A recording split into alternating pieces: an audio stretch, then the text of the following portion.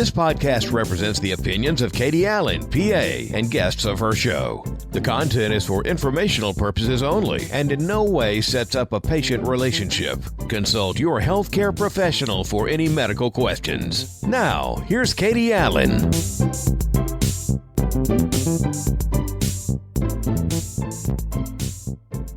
Dr. Justin, welcome to Feeling Good.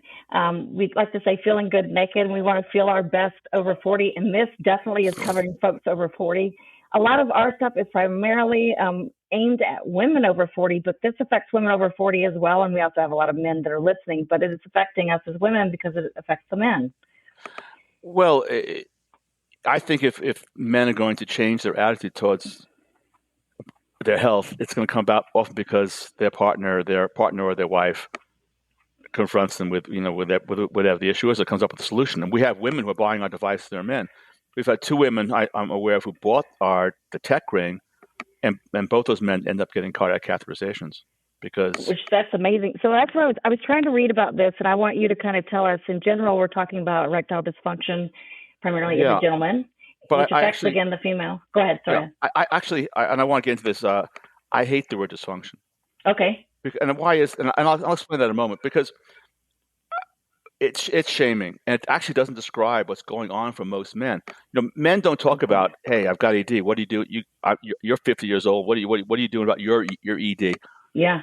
Let me start with this way.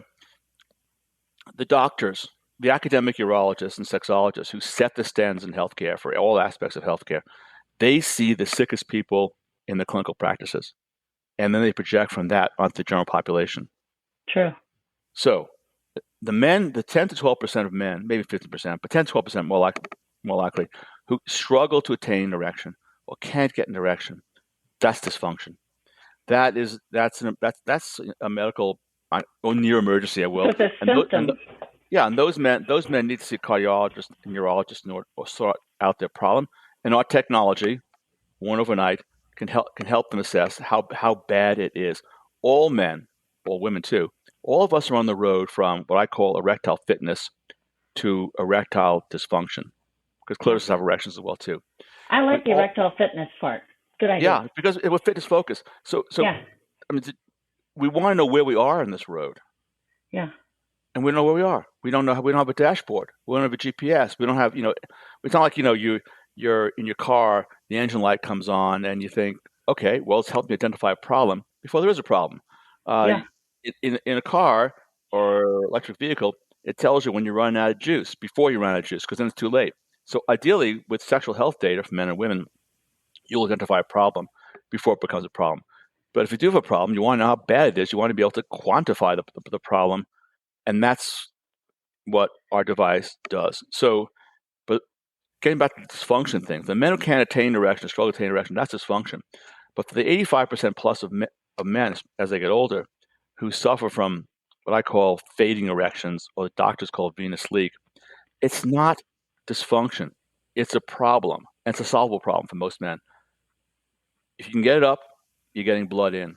So the doctors assume, from the sickest people, that the problem that men have is either, something wrong with your pump, your heart, not getting you've had a heart attack, you've had an angina, you have congestive heart failure, you're not getting enough blood into the penis, and or the pipes that come out of the heart, the arteries are narrower, so you take a medication like Viagra or Cialis in order to open those pipes a bit.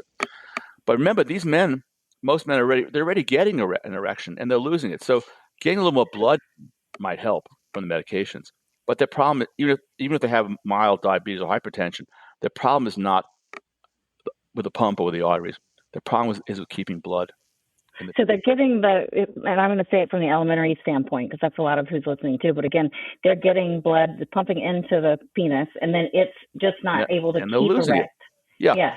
So this could be multifactorial. It could be, let's talk about, it could be psychosocial. Hey, my wife or partner wants to make love in a position that bores me. We've married 35 years, and now I want to have sex in the missionary position again. But no guy wants to tell his wife he's bored. Then there's this common issue that I was hadn't really thought about until I got involved in this, which is friction. As women get older and as they have more children, the men often don't get enough. They just don't get enough. The anatomy of the vagina changes, the bone structure changes. Men just don't get enough friction. And again, it's not something the guys want to feel comfortable discussing, with their partners. Yeah. But then it can be alcohol, recreational drugs, medications that doctors prescribe that interfere with sustaining erection, with the antihypertensive, antidepressants being leading ones. It could be a combination with mild hypertension or diabetes. But the end point of getting an erection and losing it is that blood leaves the penis.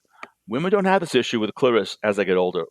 They have other issues due to hormonal changes. But vibrators, aside from the pleasure benefit of vibrators, vibrators stimulate the arteries. They just keep on putting blood Amen.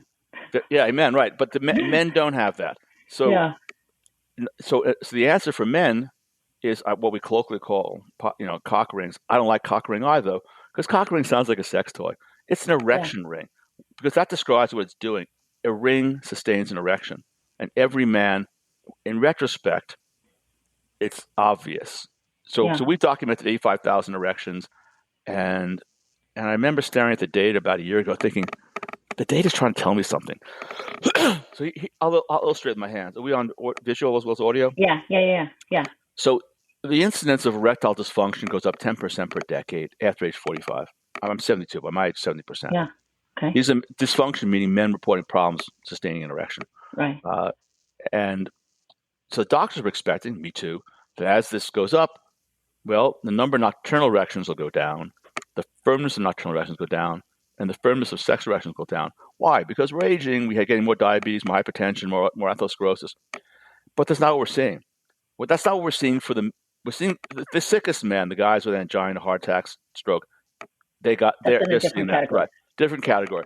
The men who I like to say they have a fitness issue. They don't have dysfunction. They just need help. These men are reporting more ED, but they're not losing the firmness of their erection. So why they're reporting more ED? What's going on? Well, they get erections and they lose them for the reasons that we mentioned before. It could be a relationship issue, worried about paying the mortgage, baby's crying next door. It could be, hey, I've had 1 or 2 drinks too many, or getting too high, whatever it is. Blood leaves the penis, and so the goal is to keep blood in the penis. Put a ring on it. Our ring, of course, is the only one proven for safety. But just to put it in a pitch, but any ring will do, and any man can prove it to himself. So when do they put the ring on? Well, women can help by putting the ring on it. Right, that can be. So afterwards, they're getting an erection and then they're placing it on? You can put the ring on our ring. Our ring is the only ring that's designed to be put on at any time. Because most rings, these O rings you see in sex toy stores, they have to have an erection first. And then it's like a noose on the penis.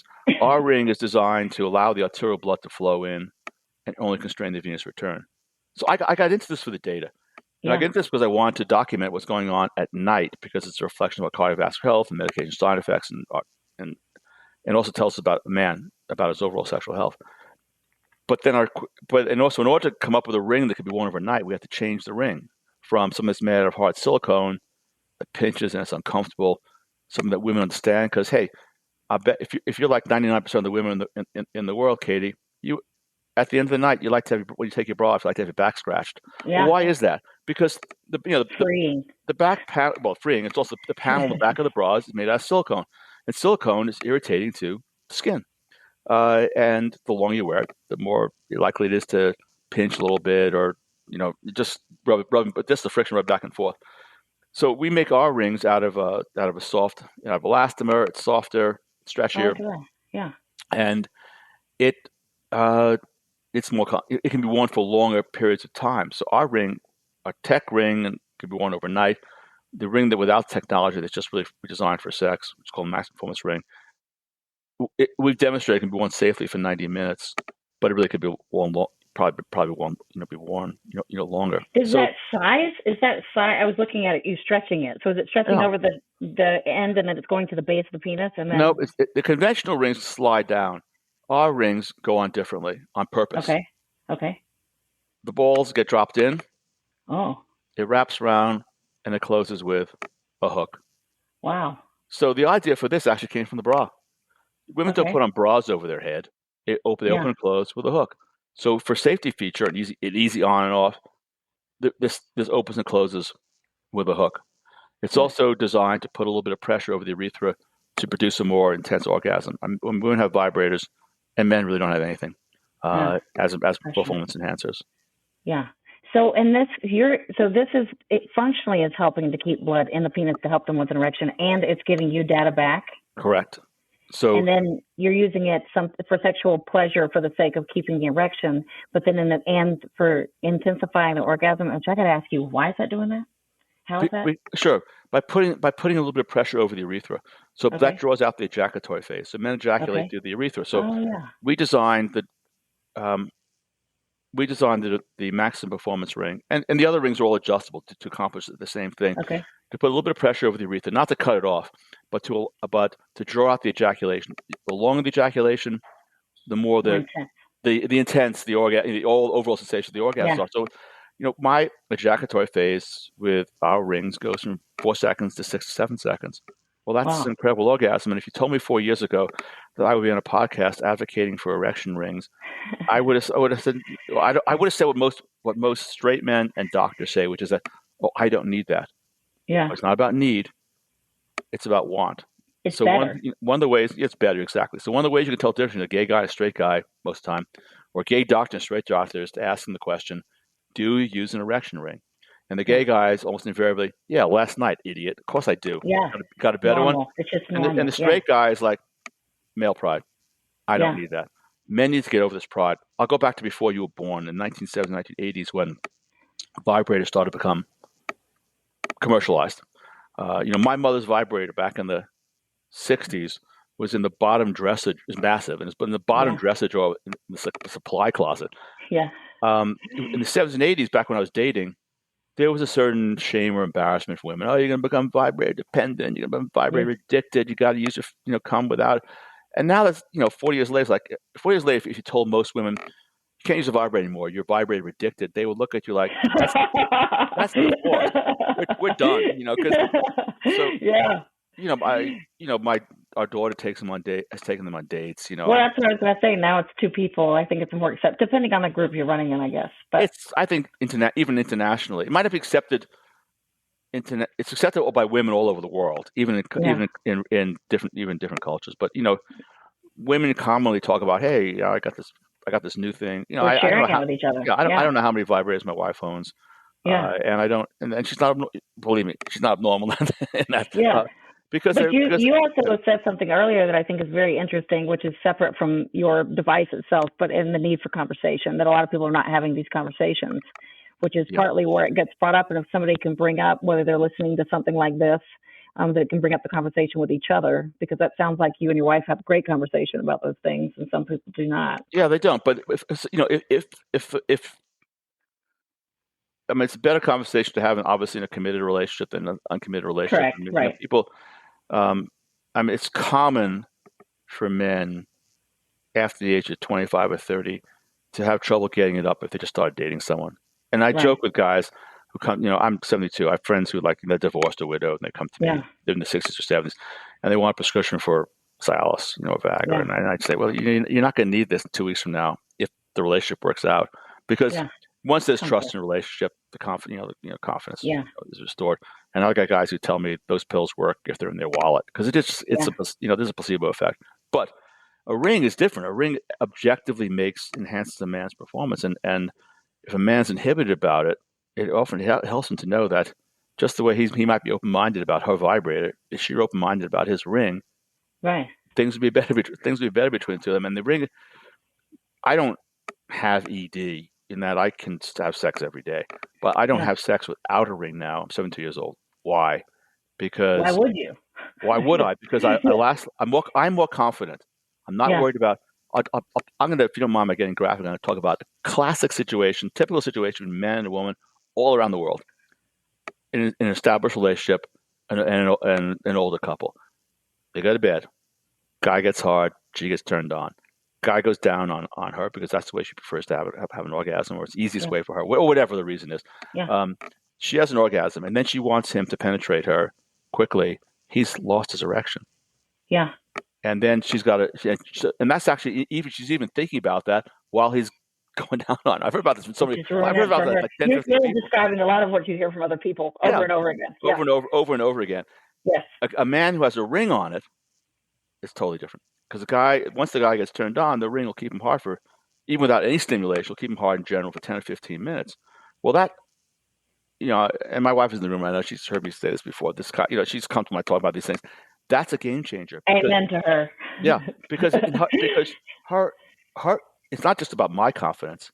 It's about her confidence as well too. Well, Her then she can confidence in focus me. on herself when you're Because you pleasing her got as it. well, You got because it. she's not having to worry. Because it's especially actually in established relationships in some ways, you're already thinking because you can predict what's going on, and she's wanting you to feel good. For her to feel good, she's got to make sure that you're feeling Right. I can totally see where this could really become a downward cycle if it wasn't. For many people, it is because it eventually becomes a reason to put off having sex and just masturbate. Yeah. Because there's a certain rush to orgasm in older couples. Hey, she's turned on, I'm turned on. What position? What toys we're going to use? Et cetera. But there's a rush, and a ring changes that completely because both partners are confident that hey, why rush? Why rush? What? There's no point doing that. Right. Rush. Yeah, exactly. My opinion, I'm like, everyone should not be rushing. So so if they're putting it on, let's say for sexual use, and then that night, are they keeping that on to give information back? I record my data. I don't need to record a lot because I know I have established a baseline, but I record my data 4 times a month, just the way I check my blood pressure. When I do record the data, and my wife and I try to have sex most nights. Recommend that, by the way. We try. So the I wear it. I have sex with it, and then I go to sleep, and I document my erections. I keep it on. You said about 4 times a month. I go 4 times a month. If someone is taking a new medication, if someone is doing testosterone replacement therapy or shockwave therapy or some change in their medical status that they want to record, they might want to document more. Can they use it in conjunction with something if they already were using something like Viagra or Cialis? Oh yeah, sure, of course. You can determine what's the right dose. So I take Cialis. I take 5 milligrams a day. So it helps you to decide where it's benefiting you? I take it more for my heart, frankly, than I do. Oh yeah, I was actually talking to someone with longevity about that. Yeah, the papers are associative. They're not predictive, why not? It's Yeah. But I know from my playing around with the device that if I take 10 or 20, it has no more impact upon my nocturnal erection. So why would I take a larger dose? And that's what this great thing that's great about technology is that you can actually say, well, what's the right dose for me? Because we're all different. And one of the mistakes that doctors make is we treat people often as if they're all the same. Look, you and I at different ages, different genders, obviously, different health conditions, et cetera. But if you and I went to a doctor right now and had high blood pressure, they would follow the American Heart Association guidelines and start us on the same pill. And that's stupid because we got a blood pressure cuff at home. Take your blood pressure to, once or twice a day. See whether you actually have high blood pressure every day. See what the right dose is for you. Maybe I only need half the dose, and you need double the dose. Without data, you don't know. Instead, what do the doctors do? Take this pill. Generalize it. Take this pill and come back in 3 months. Yeah. And the same thing is going on with Viagra and Cialis. Those are the big two. It's like, hey, take this pill, come back in 3 months. Not better in 3 months. Double the dose. Not better. Double it again. That's dumb because with technology like our device, you can actually say, one, what's my baseline? So is the medication even having an effect? My erections? I'm not talking about a placebo effect in my head. Yeah, I mean an objective effect. Look, the placebo effect is powerful. I recognize that, but objective effect. Am my nocturnal erections lasting longer? Are they firmer? Am I having more of them? Those are 3 objective parameters that men who are taking tadalafil or sildenafil, can measure. Same thing with I'm taking testosterone. What's the right dose? I'm considering shockwave therapy. Am I going to benefit from it? My doctor started me on this blood pressure pill, and now my dick's not working. Let me use the device to assess what's going on with my sexual Well, health. plus, I don't know if she's feeling this way too, but I think I've always at least been told in the past, and I like that you're not using the word dysfunction because I think this is something that, like what you were saying with my gay friends versus straight friends and how things are addressed and how openly everything is talked about. But it's bringing up conversations. So instead of you trying to, or you being male, is trying to deal with this on your own, is that it's a partner thing, which to me it's always been that it's a partner thing because you're working together, and then maybe it has a little excitement actually in there. How are they getting that information back? Does that download to their computer? Yeah, Or or the phone. We're in the Google and Apple stores okay, under FirmTech. We have an app that gives people the data. You get notifications. You were good today. You get like a hey, Elliot, super right, exactly, yeah. fantastic. Well, I mean, it's obviously more beneficial, frankly, on the negative side than that. Hey, Elliot, Yeah, that's really your cool. nocturnal erections, you used to average 6 in firmness, and now they're down to 4.5. It's going to change your medication, et cetera, et cetera. It is pattern persistence. You should see a doctor. On the positive side, it could be, hey, Elliot, you're having twice as much sex this month as you had last month. Way to go, et cetera. Yeah. So, and we will soon be adding the accelerometer, and that'll actually tell people what positions they're having sex in, how many calories they're burning. So is that another addition, like of data, like information that you're going to be able to data get points? That's going to Okay. come at the end of the year. Okay, and then they're able to interpret this information on their own. They're not needing. They don't need a doctor to do it. No, Okay. they can, but they can. It's people own their data. I mean, it's Okay. cyber secure. I mean, I can't even look at anyone's data without their Okay. permission. There's only one person in the company who has access to the data. That's by law. Yeah. And he has what's called a privacy contract. So when the data goes to the cloud, your personal information gets your name, your email, it gets turned into random numbers. So it's cyber secure. I'm sure lots will like to hear that part too. And then how long? So I'm thinking about vibrators and things from what I just know of them. But how long does that last? Is there a certain point at which you need to retire that ring, or? Well, that's a great question. So on the tech ring, I'll show you one. So there's different ones? Yeah, the tech ring has a technology. Okay. The maximum performance ring has no technology. Okay. Okay. So there's Two a sensor there and there's a sensor in here. Where's that thing? Here it is. Inside the elastomer sleeve, there's electronics. Yeah. So the electronics we guarantee for a year, and the failure rate is like 0.2%. It's really small. Okay. The sleeve itself, the elastomer sleeve that goes around it, we sell them with 2 in the box, and it depends on usage. It usually lasts 3 or 4 months, and then you replace it. And if you want more sleeves, you need to get more sleeves. Makes sense. And on the other hand, if people use, like coconut, their vegetable oils will destroy the elastomer. So and also there's a certain number of guys who just have to yank on things. So it can be torn. Guys, like a stress reliever, right? But in general, it lasts 3 or 4 months. The sleeve lasts about 3+ months, and then the 2 in the box. So it comes with a 6 to 8 month supply. Do they purchase those things separately then? The one for data versus the one? They're separate, but the one for data can function as an erection ring. I mean, it goes on. It goes on the same. It goes on the same way. Okay, and good. It's adjustable. So you see how it goes through the loop there. You could tighten it. You can loosen it depending upon for personal comfort. My plastic surgery background has to ask, because I think there's part of me that thinks, okay, if you're keeping that all night, is there any concern about blood supply? I mean, in general, I would think somebody's fairly flaccid most of the night. No, exactly. You're flaccid most of the night, and it will, it's not choking off the penis. So even if you get erect when you're sleeping, the erection is going to end, and maybe the erection will take another 10 to 15 minutes to go down. Who cares? It doesn't. Matter of fact, it might even be beneficial for men who are older and could maybe use a little more blood in their penis. Yeah, right. Overnight. But we've documented 85,000 erections. We've had zero significant side effects. I mean, you do get the occasional guy who complains, it pulls on my pubic hair. I'm sorry. I don't understand. When people tell me they need to get more motivated. Yeah, exactly. It's like, women put up with so much more. I don't know. As my wife says, hey, my ponytail sometimes pulls in my hair too. It's like, what do I do? I readjust it. So you did it on purpose. right. Guys are just a small minority. Guys are not used to wearing things overnight, and sometimes it takes wearing it 2 or 3 times for people to get used to it.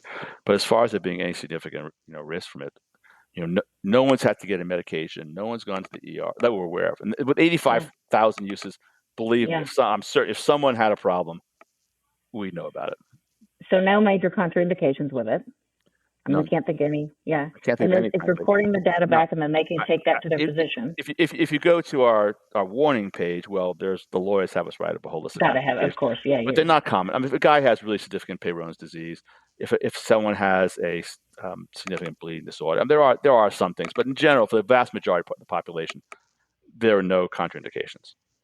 And you're also being nice enough to give us 15%, a discount code for 15% off, which I'm sure that they will like as well. And we'll give all that information at the end of this too, so that they can get a hold of those, because this is innovative to me. I've gone to a lot of conferences on a lot of different things with longevity and sexual, let's say, fitness. I'm going to try to recoin this in my own mind because I like this. Sexual fitness is spoken about barely. I mean, they kind of brush on it, but that's such a key to men and women. So they're talking about the importance of it, and yet there's really not a lot being spoken about. Well, look, Peter Attia is really famous. ATTIA, you probably heard of him. He wrote a book called Longevity. Yeah, right. Yes. Bestseller. Yeah. Sex is not even in the index. Yeah. So I mean, it's just there still is a cultural inhibition about talking about it, and it's really unfortunate because sex is so important to our self-esteem. Right. It's important to our cardiac health, our immune system. I mean, there's not a system in the body that sex doesn't have a positive impact on. Plus, from a social perspective, we know that couples who have sex 3 times a week versus couples who have sex less than 3 times a month, they have half the divorce rate or half the separation rate. Correct. Right. And we know we know the impact of divorce and separation upon children as well too, in terms of crime, drugs, alcohol, income, etc. I mean, if we had a smart government, and I'd love to bring this up with Robert F. Kennedy, why don't you get out there and say, Americans, you need to have more sex? Right. Yeah. Yeah. We have an issue going on with the young men too, don't we? It's weird. I don't understand it. I think it's a problem with young women as well too. Right, you're right. Yes, they're not, because the men's point is that the women aren't receptive the way they were when I was younger, or you were younger. Right. I don't. That's where I was saying it's different on also how much we all normalize it. I think from those of us as providers, that's part of actually what this podcast is about. Is feeling good naked is to normalize conversations, especially with women, and especially in women's cases where sometimes they're coming out of very conservative environments. So kind of to what you were saying is sometimes men are wanting to talk about it, but they're concerned about bringing something up to their wife. I think sometimes it's actually more difficult for folks, maybe even the females, I don't know about males, but bringing it up when there's an established relationship over a certain number of years, because now you haven't brought this thing up for so long, and now you're going to start bringing it up, and oh my gosh, I think any of us that know, I've been there, I'm not in that now, but I think it's harder in some ways to bring it up to the person you're well established with until you guys get past, where again, you guys have this communication between you and your spouse, where I'm hearing you talk, but not everybody does. Yeah, so my wife and I have joke about how if our relationship, and we married 37 years, it might be 38 years, I forgot, I've lost track, that if our relationship ever fails, it won't be for lack of communication, because of too much communication. And then that's good. You guys should put that on there. Because we don't. You rarely hear it for that reason, but that is the part of this. I mean, again, this isn't exactly what your device is about, but I think there's a possibility that this device, in addition to everything that you're speaking about with the specifics of data and information, but it's bringing up the conversation. And I love that you're coining the term erectile fitness, because if we say it in a positive light, we all want to be fitter. Yeah, and we also all want things to be better. We don't. People need to speak realistically about what's, but things. I think this affects both younger people and older people.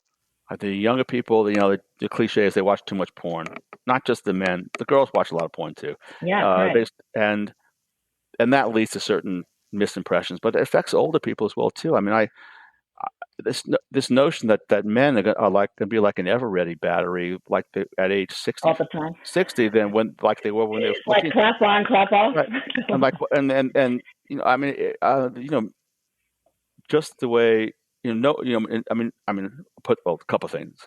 If for one thing, my wife would if I walked over my wife right now, threw her down on the bed, tore her clothes off, she'd be pissed off at me because that's not what she wants. And similarly, if she had the expectation that all she's got to do is climb on top and push me down on my back and climb on top of me, it ain't going to happen for either one of us. So there's that sort of. But a lot of couples have that expectation, and it's unrealistic. And then for younger people, I'll tell you an anecdote about my daughter that kind of captures it. She's 30 now, and just got married. But when she's like 17, she's hanging out with a bunch of her girlfriends at our house, and I'm a really good cook. I cook dinner for them, and I heard them complain about how the boys at Bozeman High School have small penises. So I had to walk over and say, "Well, you guys just get that notion from porn." The boys at Bozeman High School have average penises. And by the way, the boys at Bozeman High School probably think all you girls are flat-chested, and they don't want to hear that. But that's a good perspective, especially on young minds. Yeah, but it's so I think that people, you think that's affecting especially the young people then because it's giving them just a view of what things are. Although even old, but here's another. So let's talk about. And by the way, I want to talk about the female device we're working on. Okay. Oh, great. Yeah. But I think, because I want to advocate for something here. For most of my medical career, hormone replacement therapy for postmenopausal women has been controversial, and now finally it's no longer controversial. Amen. Yeah. But they've always left out one hormone, which is testosterone, and it's been obvious to me. I've been thinking about it since like 1979, 1980. Oh, wait a second. What about testosterone? Because the women after menopause go to zero. Yeah. So we didn't before. We need it back. Right. So and I think that testosterone replacement therapy will become the standard for care for women, but it's going to take another 3 or 4 years, and it shouldn't. Yeah. But in my limited experience of prescribing testosterone to postmenopausal women, the effects are really dramatic. And the effects. Go ahead. You go ahead. And I know, and the effects. I think that what's in the creams is not adequate. It's not it's a safe dose, but for many women, it's not an effective dose. And it's not as if a woman taking injecting testosterone suddenly wakes up overnight with a Hitler mustache and full face of acne. Yeah. It's dose related, and it can, again, this is where data is really important for women once we come out with this female device I'm about to tell you about, because if a woman could actually objectively measure her clitoral engorgement during sex or overnight when she has nocturnal erections with a device, that would help to determine what's the right dose of testosterone, as opposed to one size fits all. What's the right dose? I think that would help everyone. It would help actually practitioners and providers, because I know, at least with testosterone with men and studying that specifically, is that it looks like with the half-life, they're usually typically giving it to men once a week, but it looks like sometimes that I've seen that really should be twice a week. Agree with you. Of course it should be twice a week. Why? So why? You know this, right? There's a standard where I'll hear that they're giving it to a man, and I said, everything that I read on there says twice a week. Right. So why would you say, is that just because you think people don't want to get the shot twice? Yeah, but that's because there's an assumption being made that people don't want, that you're more likely to get. Well, I think when you know that something's going to be better for sexual health and mental health, obviously. I mean, they're stimulating the cognition, muscle development, muscle retention. I'm 70 years old. Why do I take testosterone? I take it for my muscles.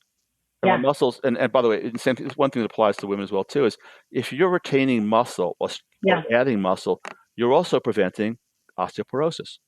Agree. Yeah. So when I take testosterone, it is when I started it, I measured my bicep and pectoral muscle strength objectively.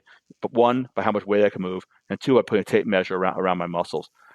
My nocturnal erections, it had no impact because I don't really have ED. I don't have issues about getting blood in my penis. My issue, like all men, is keeping blood in the penis. Right. But the impact on my upper body strength was significant. I gained about an inch in girth of my bicep muscle, and I was moving 10% more weight without pushing it. And the impact on women is dramatic as well too. Yeah.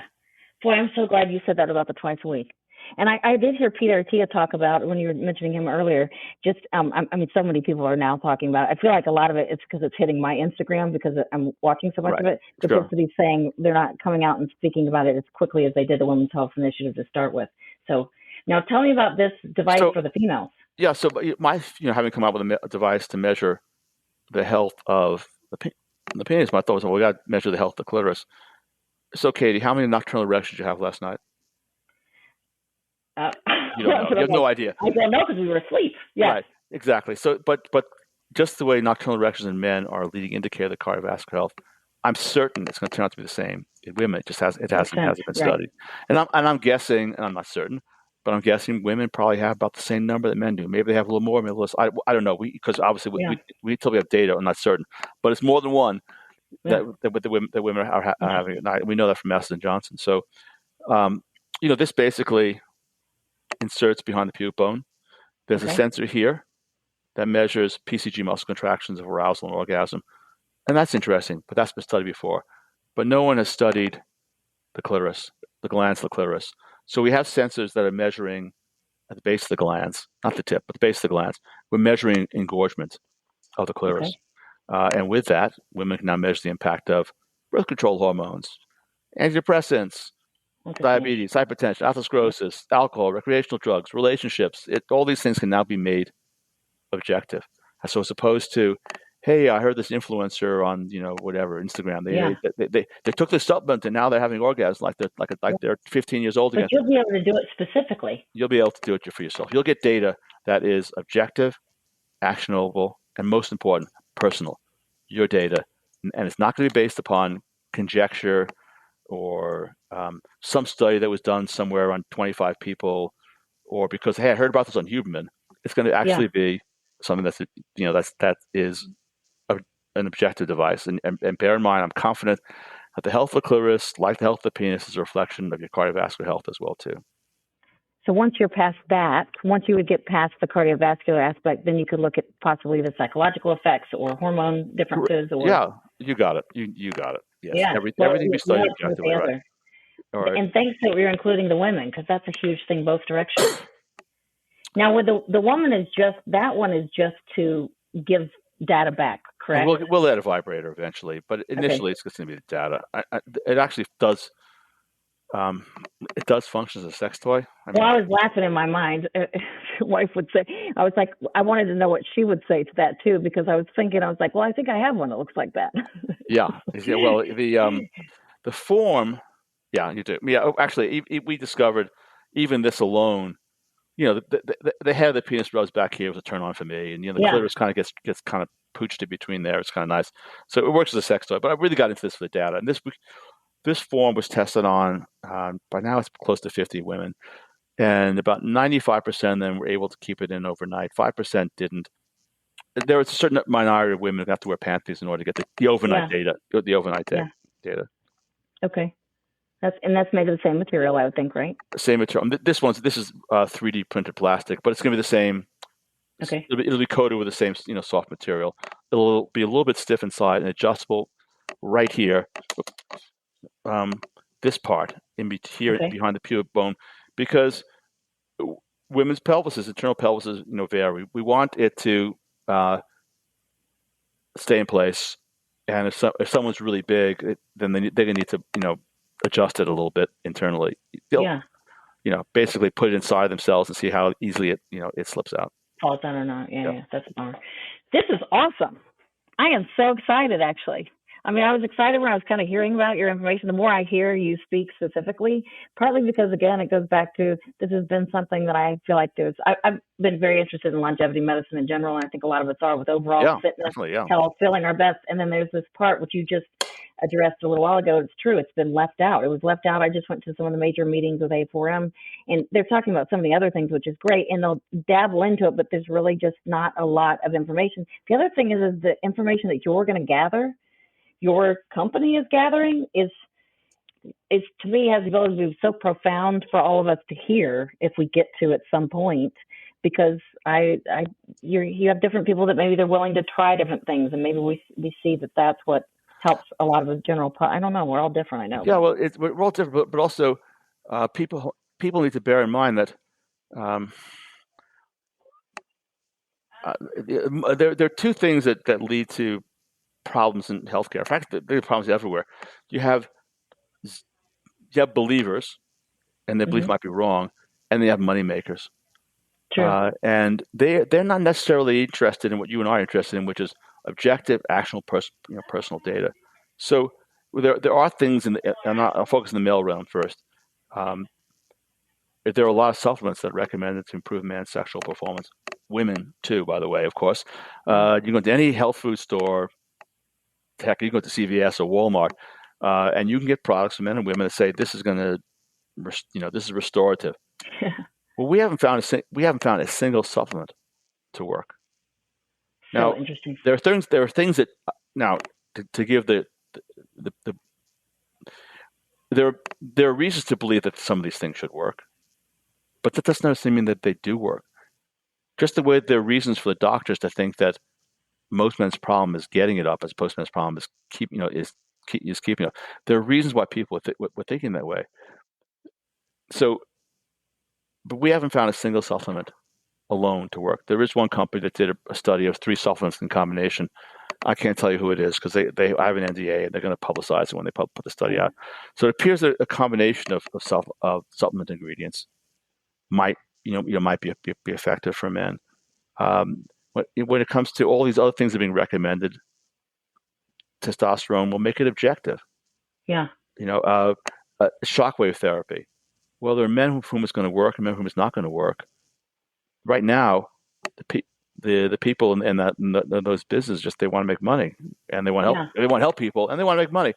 Now with our device, it can be made objective. Are you someone who's going to benefit? Is your disease so advanced that shockwave therapy is not going to work, or is your problem really here in your head and not there? That's the data that I want to hear from you because I'm curious about how much that female and male. I think for most people, there's several factors. One, a lot of people. Well, on the female side, there's testosterone. There's loss of testosterone and a loss of libido that goes along with that, and atrophy of the clitoris. Yeah. And so people just kind of give up. And on the male side, there's a loss of confidence because blood leaves the penis faster as we get older. I'm 14 years old. I can come 8 times a day, and if I hold a girl's hand, I get a hard on for an hour and a half. Yeah, that doesn't happen anymore. And I can put that in the context of women as well done too. Either. My daughter would say, or my wife would say, you probably say as well too. Hey, there were guys. I was 15 years old. I just be next to them. I get wet. That doesn't happen anymore. It'd be unusual, for that. I'm at 40, so Yeah.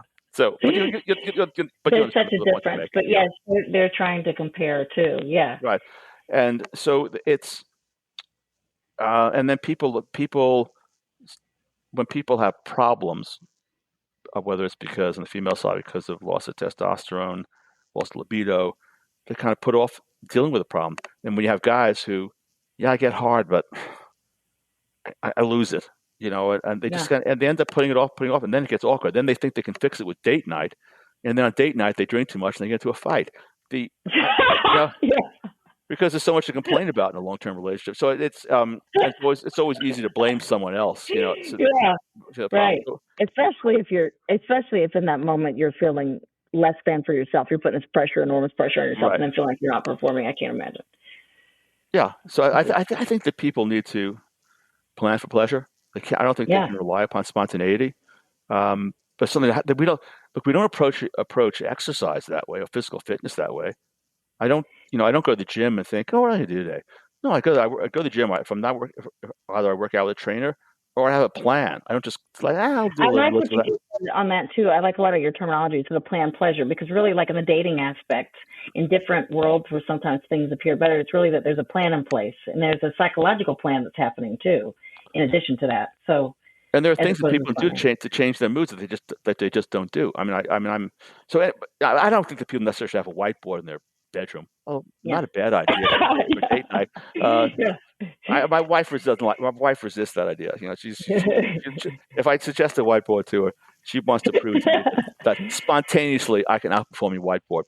And it's true. She can. I actually don't think it's totally spontaneous. She's awesome. But anyway, people need to commit. What I was really getting at is if people want to enjoy the benefits of sex, and they should, because it's good for their heart, it's good for their immune system. It keeps it's part of the fire of a relationship. We go on and on about it lowers the cortisol level, the stress hormone level. We go on and on about the benefits of sex. If you want that, you need to commit to it. So I'm here in Bozeman, Montana. It's a really fit town, and people in my gym know what I'm up to, and they'll ask for sex advice questions. And you look at some of these people and think, God, you're in incredible physical condition, and you're in the gym 10, 12 hours a week. Why don't you just take 2 hours of that away and commit it to your relationship? Yeah. But they can't. Oh no, I can't. I feel, and that comes down to I'm just too stressed, or the gym relieves my stress. Well, then you're expecting your relationship to work, and it's not going to work. You're disrespecting your relationship. Yeah. Just the way if you didn't exercise, you're disrespecting your body. We have to respect our body. We need to work it.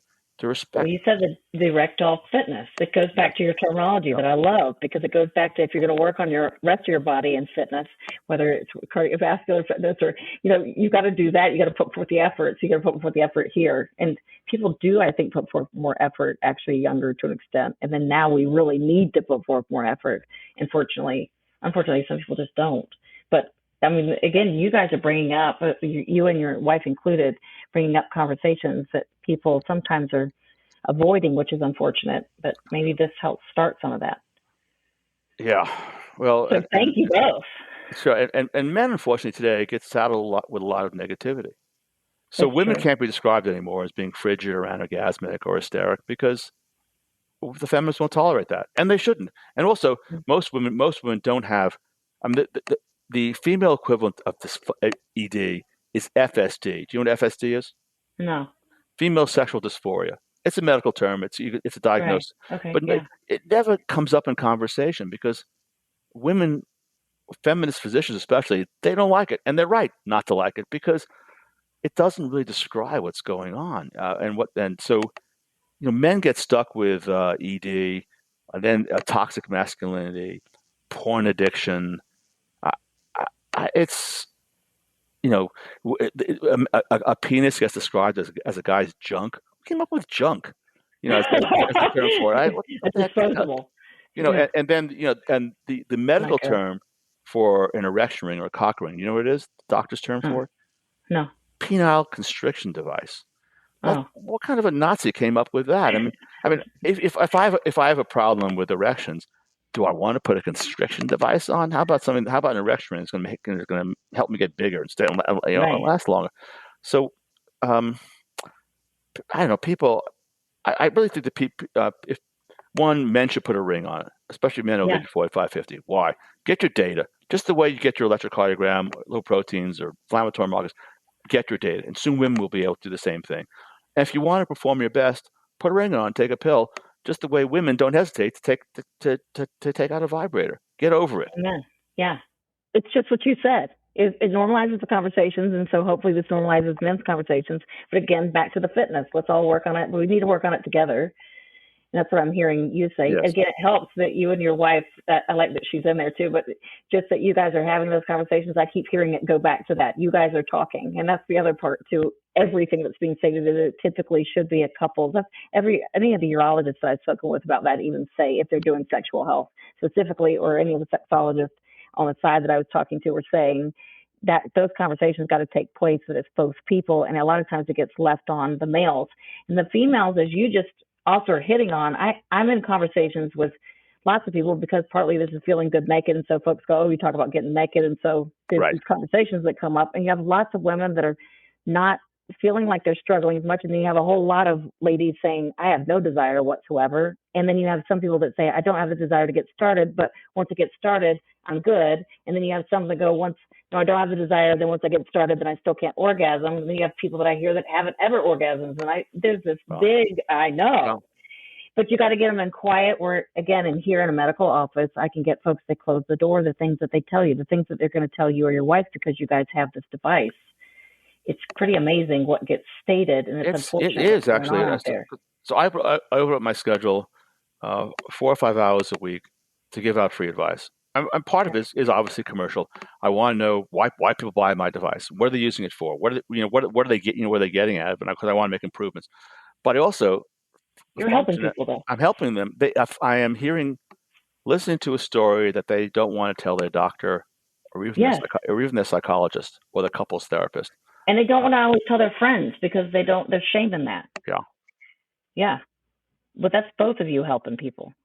So But it's hard. I think that if guys are really, when it comes to rings, guys are worried that their partners, the female partners, won't accept it. And I mean, this is pretty discreet, And I actually for both people. I mean, right? Yeah. I think that women are if they love their partner, they're going to be open to it.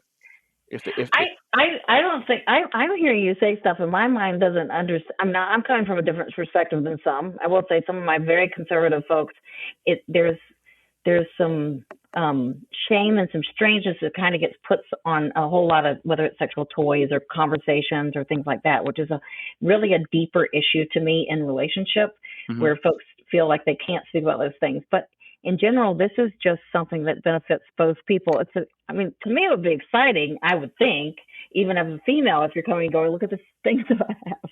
We're going to use this thing together. I don't know that a female can bring that up. I don't know if that's okay to do, really. Well, I think that,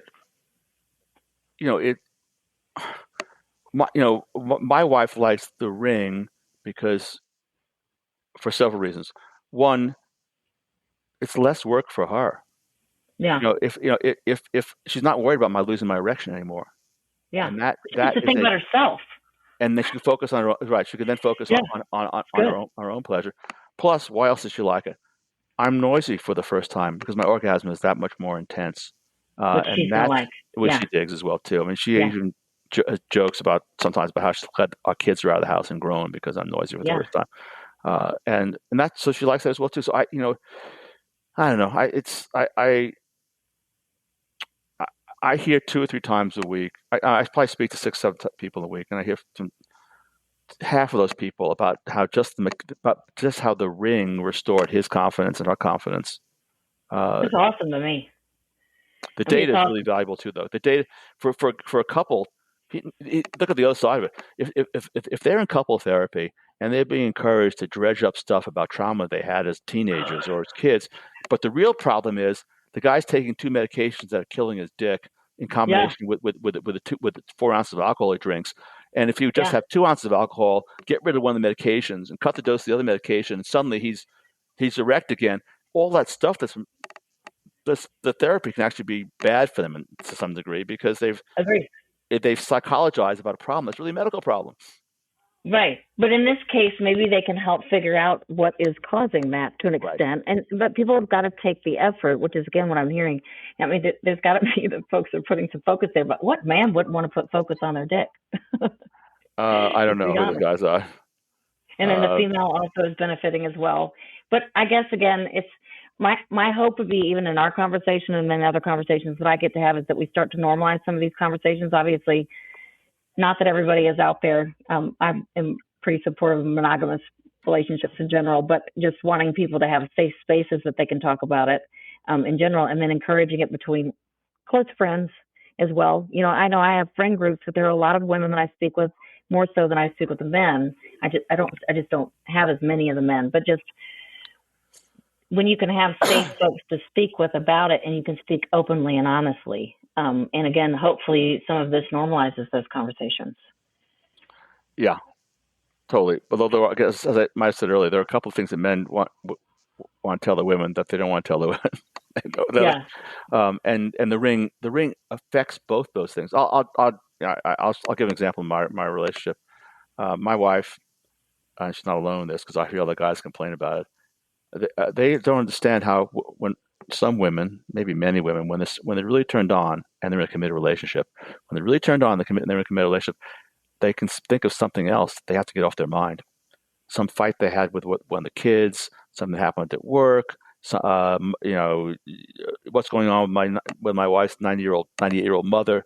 There's something ideal that she has, and my 30-year-old daughter just got married, and there were lots of things like, oh, got to talk something. I should have to talk about something in the middle of the sex. Yeah. And she could then refocus after she got it off her mind. For me, being a 71 or 70-year-old man, and a man, my thought is, what the fuck? You can't keep that thought to yourself for 10 minutes. And she, before the spaghetti versus the waffles. Right. The women with the spaghetti and y'all are the waffles. Before the wedding, it's just our two sisters came to visit, or they're in their 60s, and I said, do you do this too? And they both do it too. And I've heard about that from other men as well too. Anyway, I was, my wife and I were having sex about 2.5 years ago, February, in the winter here in Montana. And suddenly in the middle of this having sex, she says, "Oh, I left the garage door open. It's snowing." Now, ordinarily for me, that would have been another WTF moment, like seriously, and there is not a relationship in the world, I believe, where the woman is then going to jump out of bed, get dressed, go downstairs, close the garage door, and come back upstairs being in the mood for sex. That's just not how it works. It's the expectation that the man is going to do this. And so I go downstairs and I close the garage door, and her car door was open too. She must bring in groceries. I'm coming back up the steps, and she says, "You know that tequila that I like? Can you put some on ice for me and don't forget the lime?" Now, ordinarily, that would have been another explosive male, toxic male, WTF moment. We're not effing making love tonight. You fucking really can't. I'm just fed up. Blah blah blah blah. All the stuff that men would spew under those circumstances. I come up the stairs now. I'm like 3/4 erect because I got the ring on, and she says, "The garage door was true, but the tequila was just a test." And that was the point being that with the ring on, I'm now in a different state of mind. I have lost my erection. I still have an erection. And all women know this who are heterosexual, that a man with an erection thinks very differently than a man who's just lost his erection. The man who just lost his erection is pissed off. The guy who still has an erection is like, I don't care. Let's get back to it. Yeah. That's so cool. I mean, that addresses so many different things, and the fact that she gets that too. But again, that's a partnership. That's two people working on this thing together. And again, it's about. I'm really stuck on this term that you said about the fitness, because it just goes back to anything else that we're trying to get fit with, and needing to put effort towards that thing, and then it's together. Like whether it's that somebody's trying to again do something aerobic or strength. Yeah, and the women have to get fit too, because if you're just going to have sex, I'm not talking about postmenopausal women. If you can have sex twice a month, you're losing fitness, because it's a use it or lose it function with the clitoris and the penis too. Yeah. It's smooth muscle that allows the blood flow. It's not skeletal muscle. You can't exercise your clitoris or your penis in the gym. This is great excuse for us to all have more. Do you need an excuse? Because no, I don't. I'm like, oh. So I think in general, like it's again, they're using it more. They like it though. If they get that, they have confidence. So then they're wanting to do it more, because it's always that part of if people start saying something and they're saying they didn't have a decent or an intense enough orgasm, or they've never had an orgasm. If I hear that, that's just stressful for me to even listen to. But why would they ever want to have it? I mean, why would they want to? And in this case, again, two people are working together towards something. And even if it's a process, you're getting this feedback back, which is true data, and you're doing it together. And now, again, in that case, if you reduce the stress for the male and the excitement, to me, both directions, because when somebody's able to keep an erection more, both people are excited. Yeah. And definitely both people getting satisfaction out of it always makes it more exciting and makes you both want to do it more. Yeah. Which is awesome. To summarize, good for women, if you're postmenopausal, you should strongly consider taking tea, and taking tea as an injection, because it will improve your libido, it will address some lubrication issues, and it'll make it easier for you to climax. But also, as a woman, it's going to make you're losing muscle mass. Women lose muscle mass faster than men do. And you're going, and if you're sustaining or gaining muscle mass as a woman, you're also reducing your risk of osteoporosis. For men, put a ring on. If you're over 45, 50, put a ring on it. Get your data. If you have a problem, it'll help you solve it. if you don't have a problem, they'll still help. They'll give you a baseline for your erectile fitness that you can watch. And if you want to rock harder, last longer, be more confident, have more intense orgasm, put a ring on it. Ours, of course, but there are other products out there on the market. And don't be inhibited. It's not about crutch. It's not about need. It's about want. This is what you should want for yourself, for your partners. Right. This is something to brag about. I mean, all I can think of is Beyonce saying put a ring on it. And I'm like, hey, yeah, that goes with this too. Put a ring on it. Everybody will be happy. Thank you so much for joining us today. Again, I'm Feeling Good Naked. And then I will have all of your information. I will have a discount code for our folks that I will list in just a moment once we conclude. And then I'll have all of your information, contact information, even for your company and how people can purchase this.